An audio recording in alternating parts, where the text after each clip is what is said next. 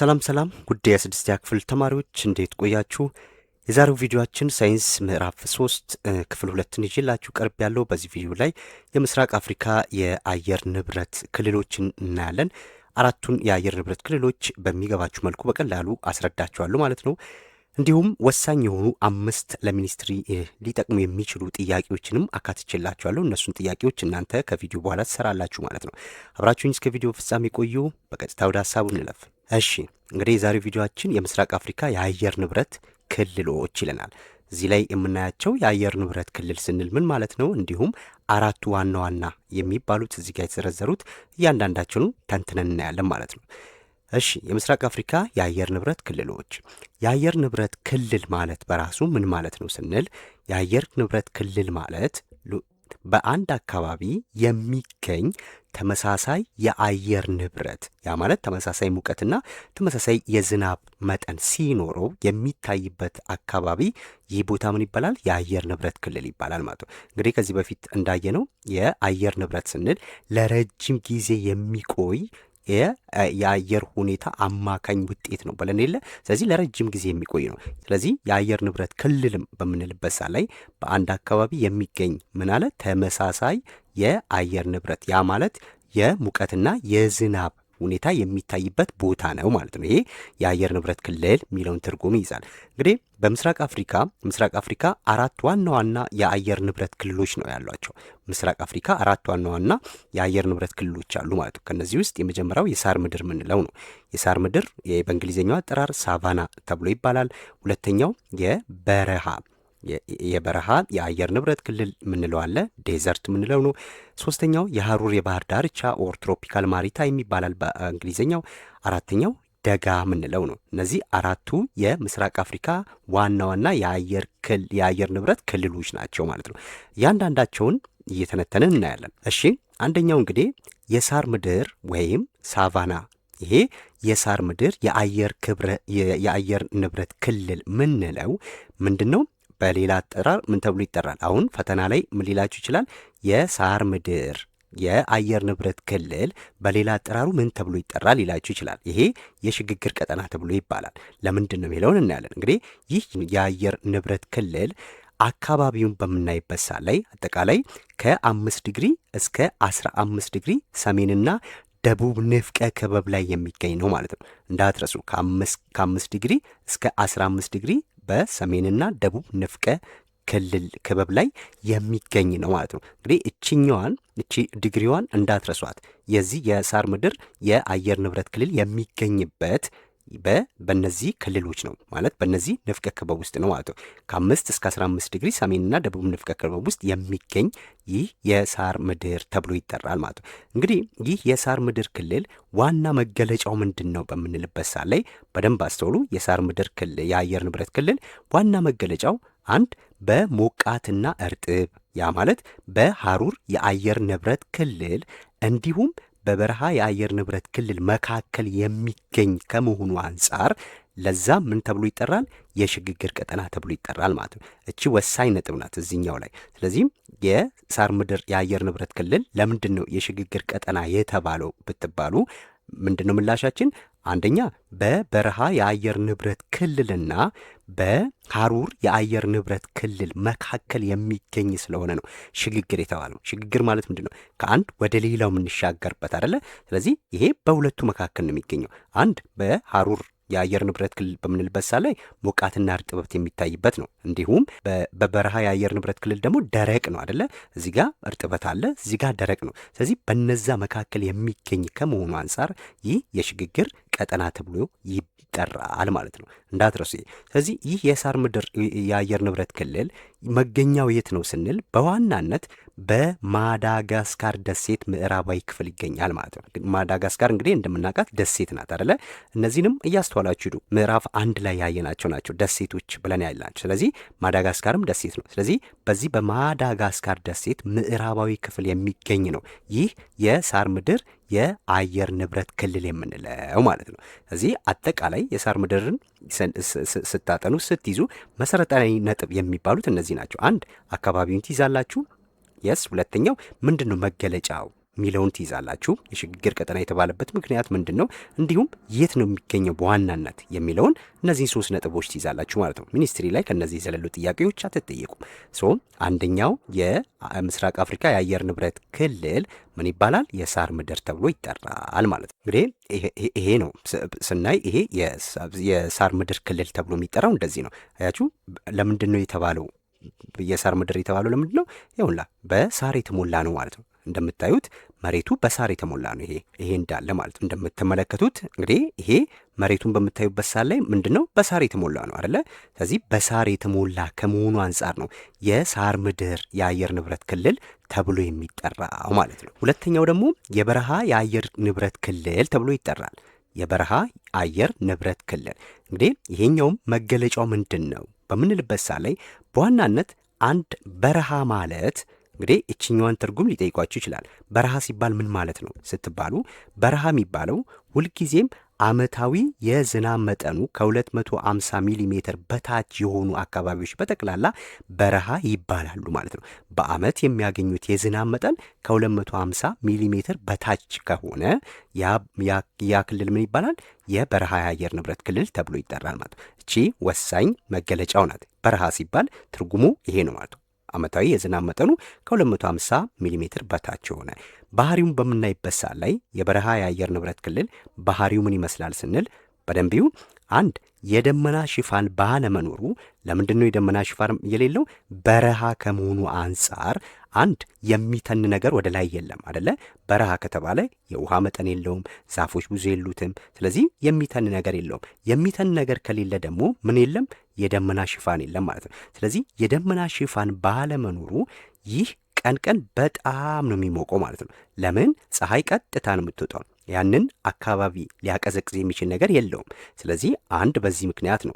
ሁለተኛው ሌሊት ደግሞ ምን ይሆናል? በጣም ይቀዘቅዛል ማለት ነው። ስለዚህ የበረሃ የአየር ንብረት ክልል ባህሪውን ስትመለከቱ ቀን ቀን በጣም ይሞቃል፣ ሌሊት ደግሞ በጣም ይቀዘቅዛል ማለት ነው። ለምንድን ነው ሲባል አንደኛው የደመና ሽፋን ባለመኖሩ ምክንያት። ይሄ መደንብ እችኛዋን መረዳት አለባቸው። ሁለተኛው ይህ የበረሃ የአየር ንብረት ክልል በምስራቅ አፍሪካ ከሚገኙ ሀገራት ውስጥ የትኞቹን ያጠቃልላል?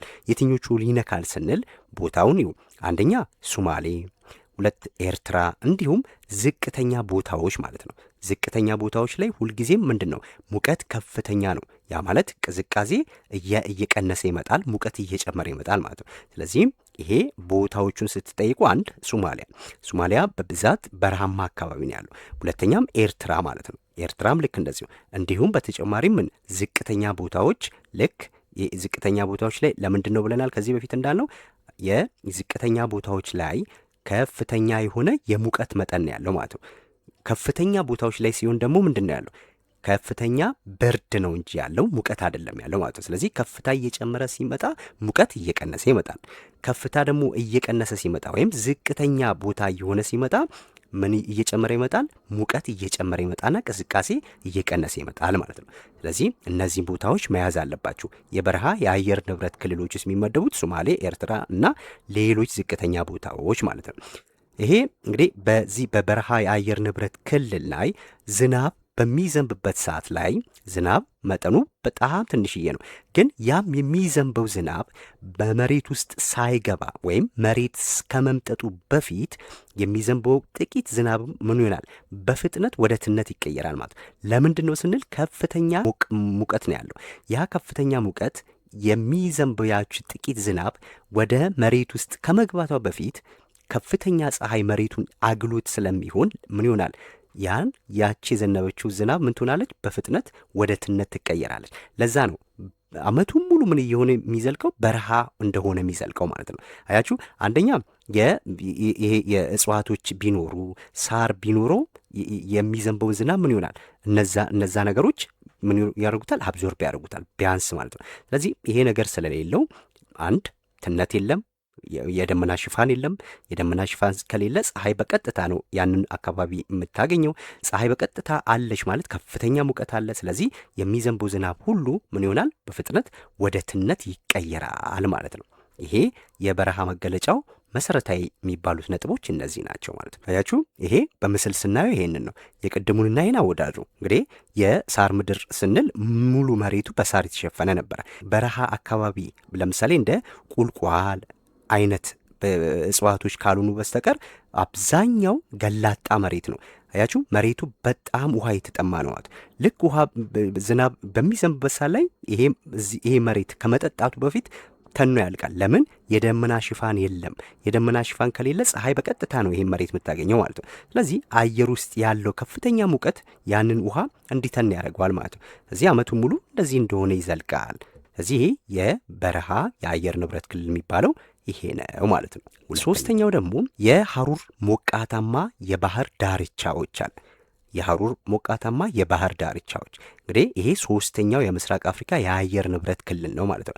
መገኛውን ስናይ የት አካባቢ ነው ይሄ የሐሩር ሞቃታማ የባህር ዳርቻ የሚገኘው ስንል ይሄ በደቡባዊ ንፍቀ ክበብ ብቻ ነው የሚገኘው ማለት ነው። እቺ ፈተና ላይ ጠብቋት። ስለዚህ መገኛው የት ነው? በደቡብ ንፍቀ ክበብ ብቻ። ያ ማለት እንደ ታንዛኒያና ማዳጋስካርን የሚያካትት ነው ማለት ነው። እነዚህ ሀገራት አካባቢ የሚገኝ ነው፣ እንዳትረሷት። እቺ ወሳኝ ነገር ናት። ባህሪውን ደግሞ ስናይ የሐሩር ሞቃታማ የባህር ዳርቻዎች ባህሪውን ስናይ ዓመቱን ሙሉ ከፍተኛ ሙቀት እና ከፍተኛ ዝናብ አለ ማለት ነው። ዓመቱን ሙሉ ከፍተኛ ሙቀትና ከፍተኛ ዝናብ አለ። ለምንድን ነው ይሄ የሆነው? ዓመቱን ሙሉ ከፍተኛ ሙቀትና ከፍተኛ ዝናብ እንዲኖር ያስቻለው ምንድን ነው ስንል ምክንያቱን በምናይበት ሰዓት ላይ ምክንያቱ ደግሞ ምንድን ነው?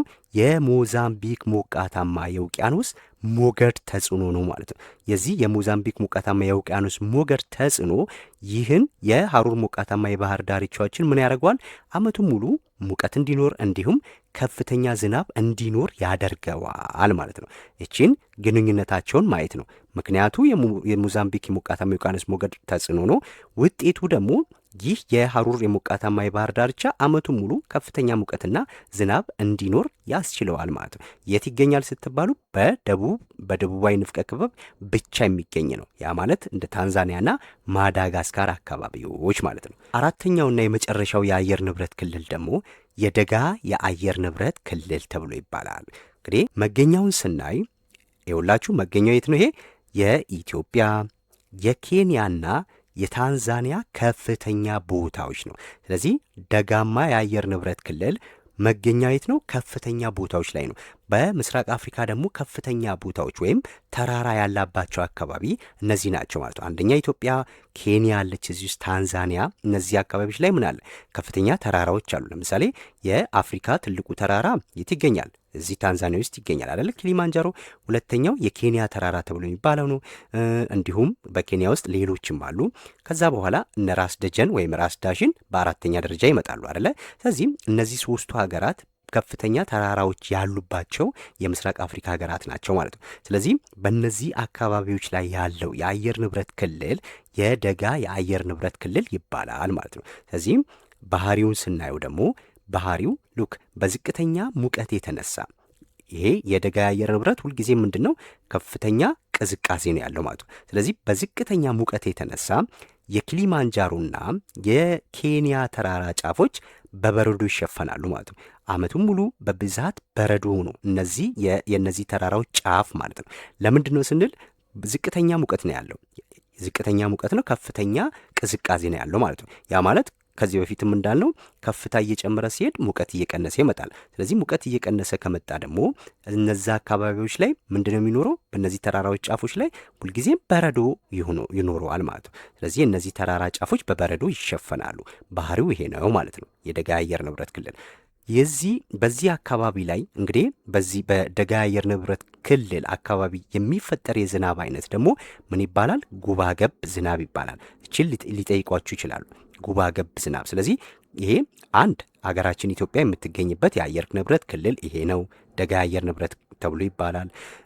በዚሁ አካባቢ ላይ የሚዘንበው ደግሞ የዝናብ አይነት ጉባ ገብ ይባላል፣ ወይም በእንግሊዝኛው አጠራር ኦሮግራፊክ ሬን ተብሎ ይባላል ማለት ነው። ስለዚህ ይሄ ከፍታው እየጨመረ ሲሄድ ሁልጊዜም ከፍታው በጣም እየጨመረ ሲሄድ ይህ የጉባ ገብ የዝናብ መጠንም አብሮ ይጨምራል ማለት ነው። ስለዚህ ከፍታ ሲጨምር ዝናቡ የዚህ የጉባ ገብ ዝናብ ምን ይሆናል? እየጨመረ ይመጣል ማለት ነው። እየጨመረ ይመጣል። እንዳትረሱ። እንግዲህ ጉባገብ ዝናብ ምንድን ነው ስንል ለምሳሌ ይህንን በምስል ላሳያችሁ። ይሄ ኦሮግራፊክ ወይም የጉባገብ ዝናብ የምንለው እንደዚህ አይነት የዝናብ ሁኔታ ነው። ያ ማለት ከአካባቢው ላይ ምን ይሆን እርጥበት ያዘለ ንፋስ ወደ ተራራው ላይ ይሄዳል ማለት ነው። በደንብ አስተውሉ። ይኸውልህ እዚህ ጋር ሞይስቸር ራይዚንግ ኤር ይላል። ሞይስቸር ስንል እርጥበት ማለት ነው። ስለዚህ እርጥበት የያዘ ንፋስ ወደ ተራራው ይነፍሳል ማለት ነው። ወደ ተራራው ላይ በሚነፍስበት ሰዓት ላይ ከተራራው ጋር ይጋጭና ምን ይሆናል? ወደ ላይ ደመና ይሰራል ሄዶ ማለት ነው። አያችሁ? ስለዚህ ደመና ይሰራል። ከዛ በኋላ ፀሐይ ሲያገኝ ደግሞ ምን ይሆናል? ተመልሶ መጥቶ ዝናብ ይሆናል ማለት ነው። ዝናብ ይሆናል። አያችሁ? ስለዚህም ጉባገብ የተባለው ይሄ ነው።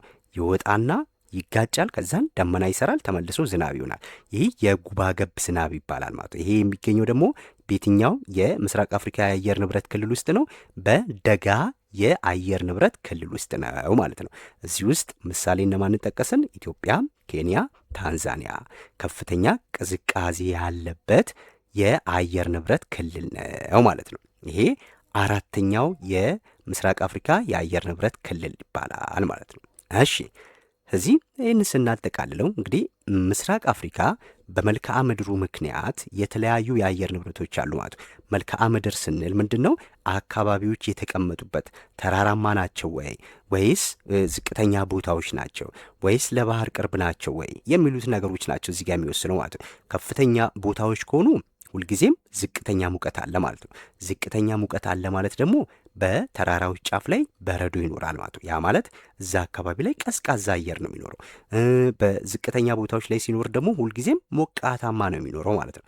በብዛት በረሃ ብለን የምንለው እነዚህ ዝቅተኛ ቦታዎች ላይ በረሃማ የአየር ንብረት ክልል ነው የሚኖረው ማለት ነው። ስለዚህ እነዚህን በደንብ መረዳት መቻል አለባቸው። ከፍታና ከባህር ያለው ርቀት ይሄ የአየር ንብረቱን ምን ያደርጉታል? ይወስኑታል ማለት ነው። ስለዚህ የአየር ንብረቱን ከሚወስኑት ነገሮች መካከል አንድ ከፍታ እንዲሁም ከባህር ያለው ርቀት፣ እነዚህ ነገሮች የአየር ንብረቱን ይወስኑታል ማለት ነው። ስለዚህ ለዛሬ እነዚህን ነገሮች ነው እያቀረብኩላችሁ፣ አራቱን በምስራቅ አፍሪካ የሚታዩ የአየር ንብረት ክልሎች ማለት ነው። ለእናንተ ጥያቄ አዘጋጅቼላችኋለሁ። እነዚህ ጥያቄዎች ወሳኝ ናቸው። አንደኛው ምን ይላል እዚህ ላይ? በአንድ አካባቢ ለረጅም ጊዜ ቢያንስ ለ30 ዓመት የሚከሰት የአየር ሁኔታ ድምር ውጤት ምን ይባላል? ይኸው ምርጫዎች ሀ የአየር ሁኔታ፣ ለ የአየር ንብረት፣ ሐመርሃ የሙቀት ልዩነት፣ መ የዝናብ ስርጭት አለ። ሁለተኛው የሳር ምድር ወይም ሳቫና ብለን ያልነው ነው። የሳር ምድር የአየር ንብረት ክልል የሽግግር ቀጠና የተባለበት ዋናው ምክንያት ምንድን ነው ይለናል። ሀ በከፍተኛ እርጥበትና በበረሃ የአየር ንብረት መካከል ስለሚገኝ፣ ለዓመቱ ሙሉ ዝናብ ስለሚያገኝ፣ ሐመርሃ በጣም ቀዝቃዛ ስለሆነ፣ መ በረዶ ስለሚታይበት። ሶስተኛው ዓመታዊ አማካኝ የዝናብ መጠናቸው ከ250 ሚሊ ሜትር በታች የሆኑ የምስራቅ አፍሪካ አካባቢዎች በየትኛው የአየር ንብረት ክልል ይመደባሉ ይላቸዋል። ሀ የደጋ አየር ንብረት፣ ለ የሐሩር ሞቃታማ የባህር ዳርቻ፣ ሐመርሃ የበረሃ የአየር ንብረት፣ መ የሳር ምድር የአየር ንብረት። በደንብ እነዚህን አስተውላችሁ መስራት ነው። አራተኛው ጥያቄ ደግሞ ምን ይለናል? እርጥበት አዘል ንፋስ ከተራራ ጋር ሲጋጭ ወደ ላይ በመውጣት የሚፈጠረው የዝናብ አይነት ምን ይባላል? ሀ ስምጥ ዝናብ፣ ለ ድንገተኛ ዝናብ፣ ሐመርሃ ጉባገብ፣ መ የበጋ ዝናብ። የመጨረሻውና አምስተኛው በሞዛምቢክ ሞቃታማ የውቅያኖስ ሞገድ ምክንያት ዓመቱን ሙሉ ከፍተኛ ሙቀትና ዝናብ የሚያገኘው አካባቢ የትኛው ነው አለን። ሀ የኢትዮጵያ ከፍተኛ ቦታዎች፣ ለ የሐሩር ሞቃታማ የባህር ዳርቻዎች እንደ ታንዛኒያና ማዳጋስካር፣ ሐመርሃ የሶማሌ ዝቅተኛ ቦታዎች፣ መ የኤርትራ የባህር ዳርቻዎች። እነዚህን በደንብ አስተውላችሁ ምላሾቻቸውን እናንተ ለራሳችሁ መልሱ። እንዲሁም ትክክል ነኝ ትክክል አይደለሁም የሚለውን በኮሜንት ላይ አስቀምጡልኝ። ምላሹን እኔ አሳውቃችኋለሁ ማለት ነው። ስለዚህ በቀጣይ ሌሎቹን ይዤላችሁ እመጣለሁ። አዳዲስ ከሆናችሁ ሰብስክራይብ አድርጉ። ይህንን ቪዲዮም ለሌሎች አጋሩ። በቀጣይ እስከምንገናኝ መልካም ቆይታ